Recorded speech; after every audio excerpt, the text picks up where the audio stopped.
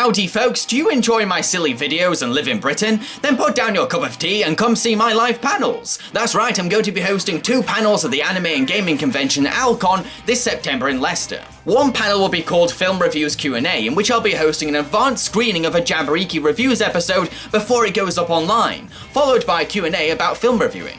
The other panel will be a live animation quiz hosted by myself, and the winner will receive a fantastic goodie bag full of prizes. So what are you waiting for, my fellow Brits? Grab your fish and chips and head over to the Alcon website now to register for a convention pass. I really hope to see you there.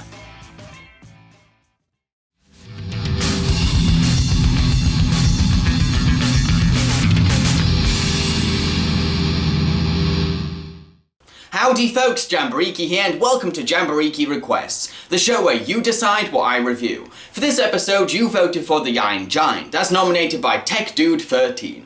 The Iron Giant is a science fiction comedy adventure set during Cold War America. It's about a little boy called Hogarth who ends up finding a wounded giant robot in the forest. With help from a quirky junkyard owner called Dean, Hogarth looks after the sentient machine while finding unique ways to play with him. Unfortunately, a government agent called Kent Mansley has started to investigate reports of an unidentifiable alien creature. How will Hogarth keep this huge robot a secret from the nosy agent, especially after he starts renting a room in his own house? Much like Don Bluth, director Brad Bird, the man behind this film, is one of those rare animation filmmakers to become a household name. And you know what? It's no surprise why. The guy is a legend.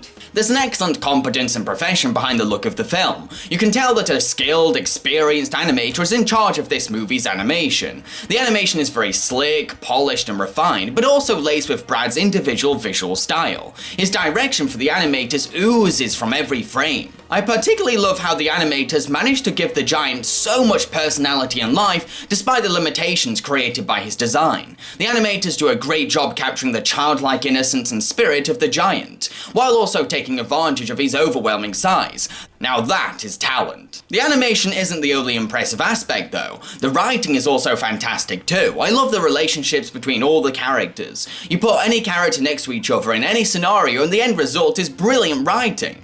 This is a sign of good character development. The characters are rich enough to bounce off each other in any situation. There's no denying that the strongest relationship has to be the sweet friendship between Hogarth and the giant, which is the heart and soul of the film.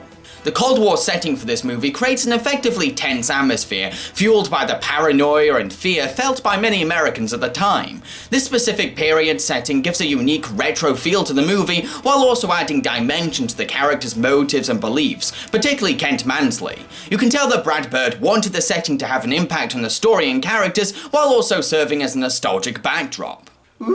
To conclude, I think that The Iron Giant is a funny, charming and heartfelt film. When it was first released, it didn't get much recognition, but over time it's become a cult gem, and rightly so. I've been Jambareeqi, and I hope you enjoyed my review. If you did, then I encourage you to like, subscribe and share. Now, what am I going to review next? Well, that's entirely up to you. How do you decide? Well, here's a guide. Welcome to the guide to nominating a title for Jambareeqi Requests. Please pay attention to the following instructions and rules if you wish to nominate a title. Posts that ignore these rules and instructions will be automatically disqualified. Nominating a title for the next episode of Jambareeqi Requests is easy peasy lemon squeezy. Simply go into the comment section below and post the title that you want me to review. Make sure that it's just one title, no lists. Then take a look at everyone else's nominations and give a thumbs up to the ones that you like. The nomination with the most thumbs ups by the deadline will be what I review next. The official deadline will be announced at the end of the video. Here are the rules. Your nominations can only be feature-length movies or short films. Nominations for TV shows or video games will be disqualified. I only have time to review things that won't take me long to experience. Nominated films can be live action, animation or documentary. Any technique is fine with me. Thank you for listening folks and good luck with your nominations.